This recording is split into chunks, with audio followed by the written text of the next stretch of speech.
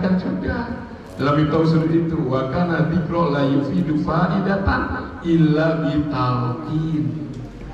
Ternyata zikir yang mendatangkan manfaat, yang bisa mendekatkan diri kita sedekat-dekatnya dengan Allah itu, zikirnya harus lewat talqin.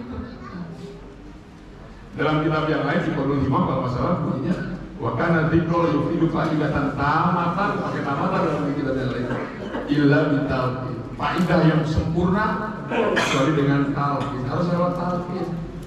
Baru zikirnya itu efektif, efisien lah kalau bahasa manajemen yang lagi ya. Efektif, efisien. Ya, bisa menghancurkan, membersihkan kotoran-kotoran hati. Di mana kotoran-kotoran hati itulah diantaranya membuat kita jauh dari Allah, membuat kita terhijab dari Allah. Kan udah datang juga kalau terhijab, bisa dilihat nggak Pak Bu kalau yang terhijab itu salah? Enggak kan? Kan Allah itu sering kita dengar ya, Allah itu lebih dekat dari apa katanya? Urat leher katanya, aku berarti dekat banget ya. Tapi kok nggak terasa? Apa yang membuat Allah yang sudah dekat demikian dekatnya kok nggak terasa? Ya, nggak terasa kedekatannya oleh kita. Ya kita asik-asik aja kalau kita maksiat gitu ya. Kan maksiat banyak Pak Bu ya. Maksiat zahiran, maksiat batin. Ya, aduh mohon maaf saya izin minum dulu ya.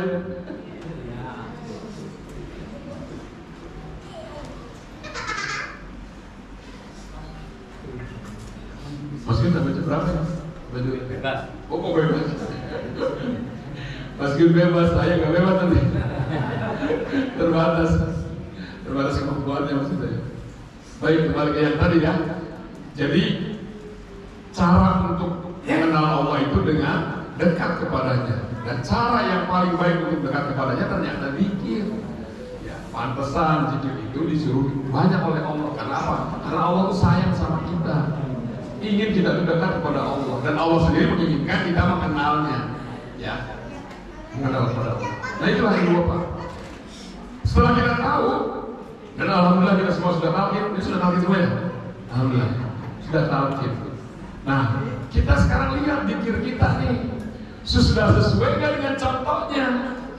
Ya, siapa contoh zikir tadi kan? Rasulullah Muhammad SAW.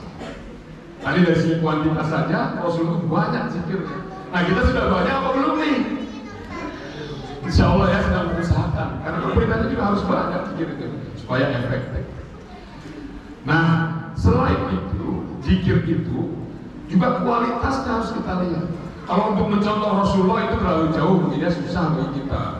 Terbatas data-data tentang keseharian Rasulullah. Bagi kita pengamal tarekat, yang harus kita contoh adalah musim kita, guru agung kita. Wah Pak, saya juga nggak pernah bertemu, bahkan banyak yang nggak pernah bertemu ya.